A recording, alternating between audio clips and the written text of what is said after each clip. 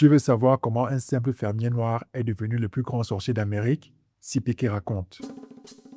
Nous sommes aux États-Unis au début des années 1900. Henry Abraham est un fermier afro-américain comme beaucoup d'autres de l'époque. Il quitte les plantations de Caroline du Sud pour travailler dans les champs de pin en Floride. Un jour, son patron lui demande d'aller recruter des gars pour bosser dans les camps de récolte de térébenthine. C'est une sorte de résine qu'on utilise pour traiter les produits en bois.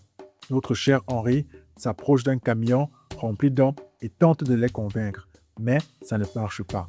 Personne ne bouge. Du coup, Henry change de stratégie. D'ailleurs, on ne sait pas d'où l'inspiration lui est venue, mais selon un témoin de l'époque, Henry leur lance quelque chose du genre « Écoutez-moi bien les gars, écoutez bien, si vous ne me suivez pas tout de suite, je vais vous jeter le pire sortilège de votre vie. Vous allez regretter d'être né un Walai. Oh là, calme mon frère, c'est quoi? C'est comment? Il y a quoi? C'est la guerre? » Henry ne rigole pas. Il leur donne un dernier ultimatum. Ne me tentez pas, hein? Ne me tentez pas. Vous voulez voir la sorcellerie? Au final, les gars ont tellement peur qu'ils finissent par suivre Henry. Et c'est là que sa réputation commence. Très vite, les gens racontent qu'Henry Abraham peut lancer des sorts, mais aussi les enlever. Au lieu de démentir, Henry assume. Il sent une opportunité juteuse et lance sa carrière de Hoodoo Doctor, ou guérisseur traditionnel. On vient le consulter pour des maladies, des problèmes spirituels ou encore ce qu'on appelle la malchance. Et comme tout bon businessman, il fabrique même des petits talismans qu'il appelle des lettres chrétiennes pour jouer sur la conversion progressive au christianisme par la communauté noire. Sa réputation devient tellement grande que certaines personnes parcourent des centaines, voire des milliers de kilomètres pour le rencontrer, même depuis le Canada. Et ça dure pendant plus de 30 ans.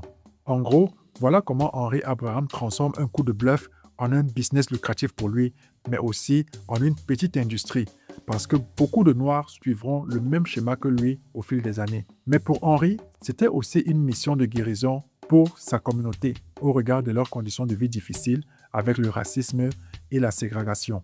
Et ce qui est fascinant, c'est ce que son histoire nous apprend. Au début du XXe siècle, beaucoup de Noirs américains fréquentaient l'église le dimanche, mais dans leur vie quotidienne, ils continuaient aussi à croire à des traditions spirituelles héritées en partie d'Afrique. Ces pratiques étaient connues sous différents noms, dont le hoodoo et le conjure. En clair, l'esclavage avait arraché des millions d'Africains à leur terre, mais ça n'avait pas réussi à faire disparaître toutes leurs croyances. Dis-moi en commentaire ce que tu penses de cette histoire, abonne-toi et on se capte à la prochaine Historiola.